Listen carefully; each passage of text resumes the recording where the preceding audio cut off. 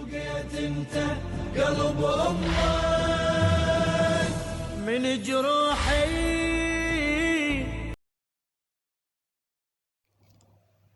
جب رسول اللہ صلی اللہ علیہ وآلہ وسلم نے یوم عاشورہ کا روزہ رکھا اور مسلمانوں کو بھی اس کا حکم دیا تو صحابہ نے عرض کیا کہ یا رسول اللہ، یہودی و نصارہ بھی اس دن کی بہت تعظیم کرتے ہیں۔ بقيت انت قلب امك من جروحي.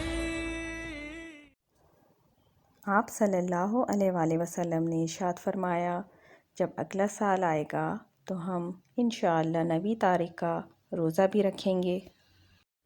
بقيت انت قلب امك. حضرت ابن-e-Abbas فرماتے ہیں کہ اگلا سال آنے سے پہلے ہی رسول اللہ صلی اللہ علیہ وآلہ وسلم دنیا سے تشریف لے گئے۔ بقيت انت قلب امك. عاشورہ کا روزہ۔ رسول اللہ صلی اللہ علیہ وآلہ وسلم نے ارشاد فرمایا، مجھے اللہ سبحانہ و تعالیٰ کی ذات پر یقین ہے کہ وہ عاشورہ کے روزے کے بدلے گزشتہ 1 سال کے گناہ معاف فرما دیں گے۔ بقيت انت قلب امك من جروحي.